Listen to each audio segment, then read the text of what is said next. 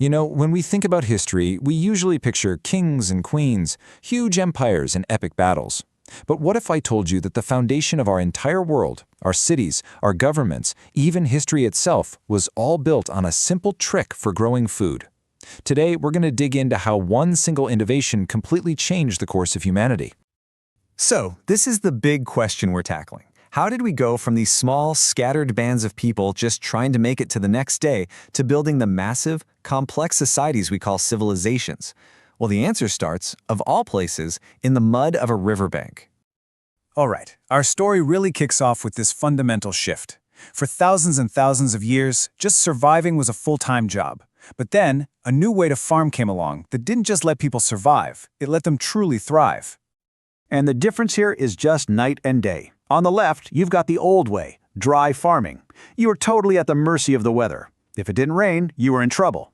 Plus, the soil would get worn out pretty fast, so you could really only support a small group of people. But then, look at the right. That's the game changer, irrigation. By digging canals and channels to control river water, farming became stable, predictable, and incredibly productive. And this wasn't happening just anywhere. This whole revolution in agriculture first took root in Mesopotamia. That's the land between the Tigris and Euphrates rivers about 7,000 years ago. This is the moment, right here, when the potential for human society was completely unlocked. See, having a ton of extra food doesn't just mean bigger meals. It sets off this incredible domino effect, a chain reaction of social changes that would reshape humanity forever. Let's trace how that whole thing played out.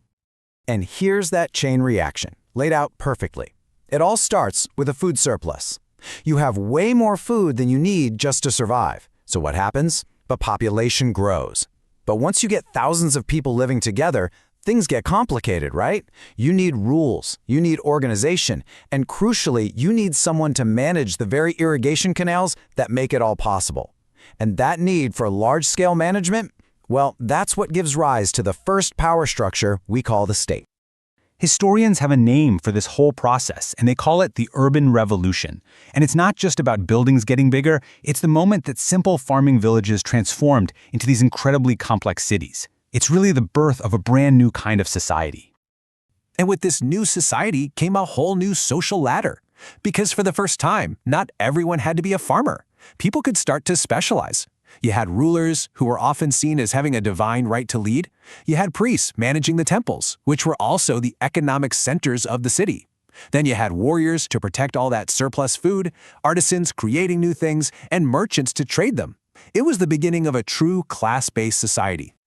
So, how do we actually know when a society has made this leap?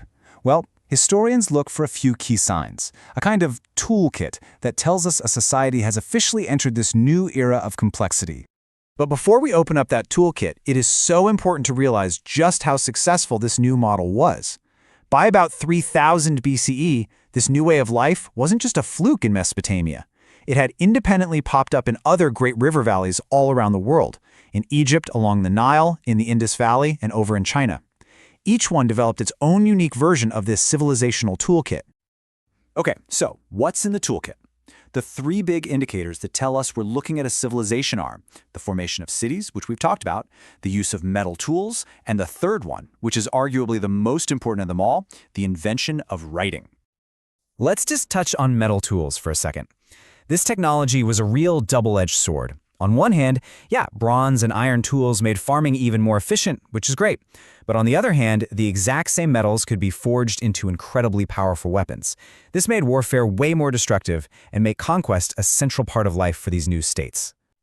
But of all the new tools in that toolkit, one stands head and shoulders above the rest. One that didn't just change how people lived, but how they thought, how they remembered, how they existed in time itself.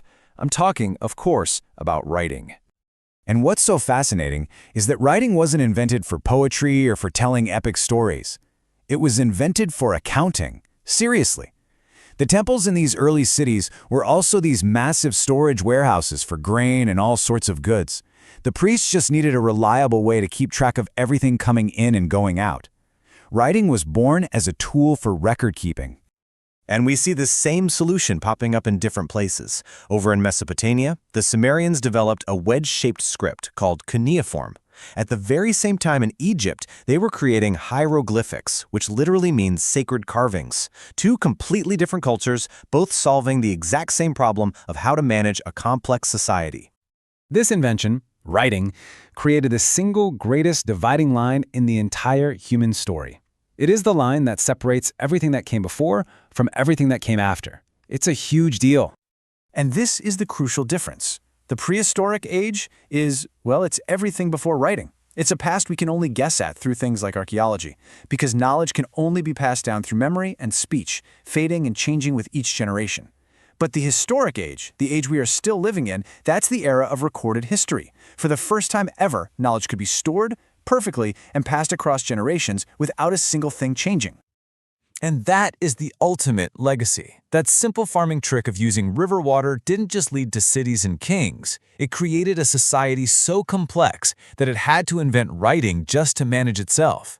And by doing that, humanity basically concluded its long, prehistoric childhood and stepped into the historic age, finally able to record and tell its own story.